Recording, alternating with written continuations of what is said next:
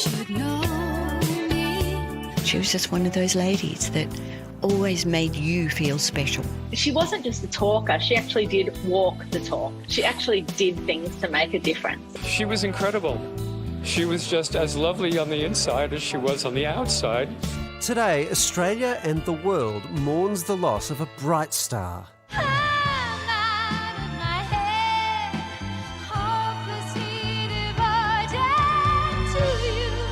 Olivia's star turn as sweet Sandy Olsen, alongside John Travolta in Grease in 1978, catapulted her to global fame.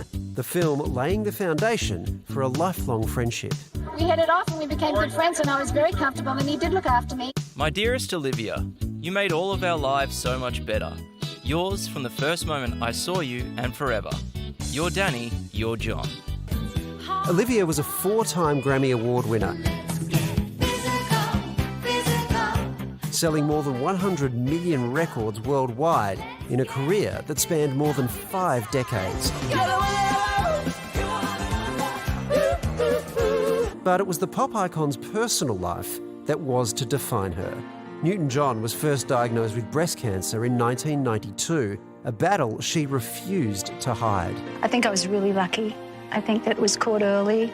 Over the course of 20 years, the cancer would return. In 2017, she revealed it had spread to her spine. A lot of people see it as a fight, and that's how, wherever you choose to see it, that's your prerogative. I see it as part of my mission. In 2008, she launched the Olivia Newton-John Cancer and Wellness Research Centre in Melbourne. This is her legacy. This is her gift to people who have been diagnosed with cancer. In 2020, she started the Olivia Newton-John Foundation, which supports research into plant-based treatments for cancer. A fierce campaigner for medicinal cannabis. It needs to be available for everybody. People in pain and suffering, it's the easiest, simplest thing, and you don't die from it, basically. Wherever you go, wherever you may wander in your life. Dame Olivia Newton-John, a cultural icon and fearless advocate. I'd like to think that I made a difference in helping people heal from cancer. A light dimmed too soon. Life is never the same. We're moving and changing all the time. You just got to go with the flow. If you can, don't resist, because it'll take you down with you. This too will pass. Love you. I honestly love you.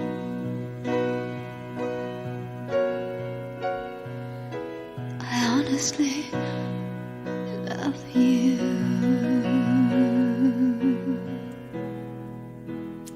Well, Barry Pearl co-starred beside Olivia in Grease in the role of Doody, one of the T-Birds, and Barry joins us now to reflect. Barry, how are you remembering Olivia tonight?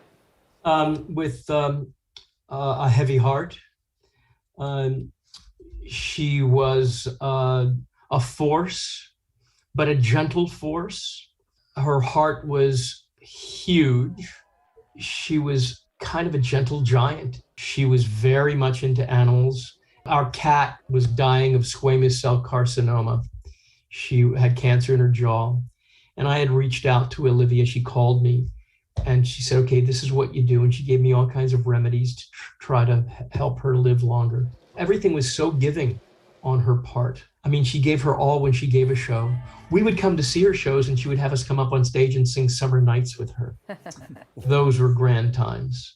And obviously you've stayed in touch with her. The bonds between the people on Grease seems to have been so strong. What was it like making Grease all those years ago?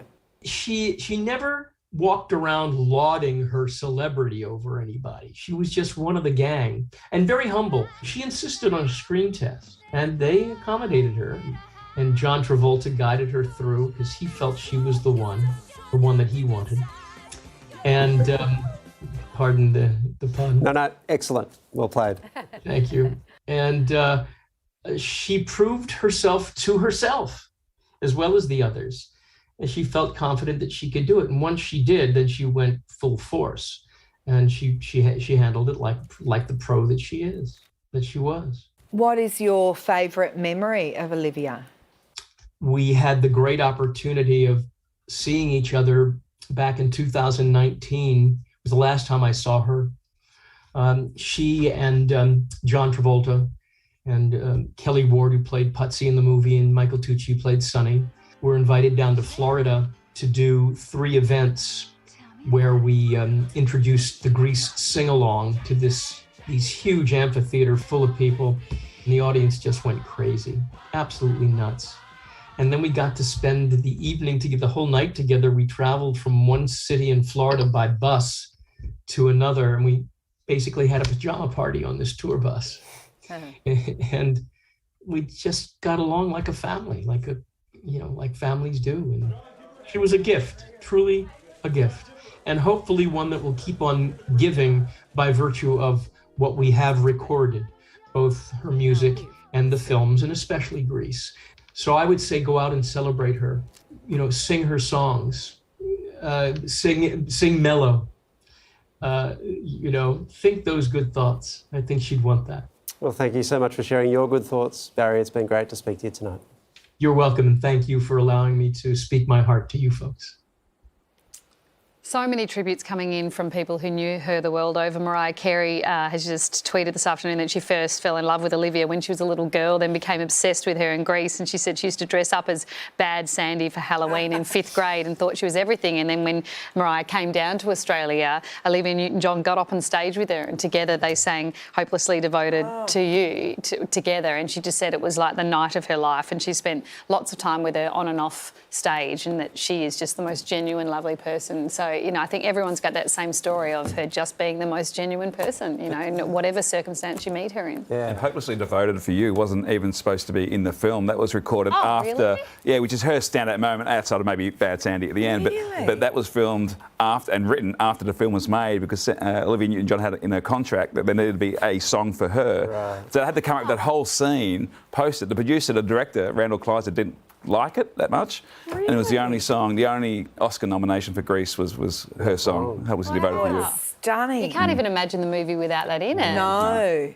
When I got up this morning and I was seeing the clips on morning TV with Evie, who's 7, she was like, "What's that? And who's that?" Yeah. And I was dancing around the kitchen to Grease, and she'd not seen it before, and I thought, oh, that's a whole new generation that gets to now live what we've lived, and that enjoyment and that love of a film like that was so much a part of our childhood. She still gets to have, and it was a lovely thought that it's still waiting for her. Yeah, exactly.